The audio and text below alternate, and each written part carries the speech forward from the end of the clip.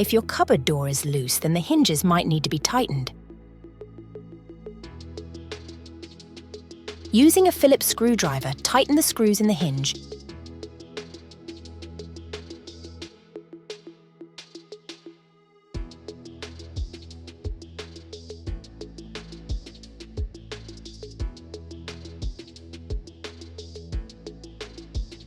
Once tightened, reattach the soft close.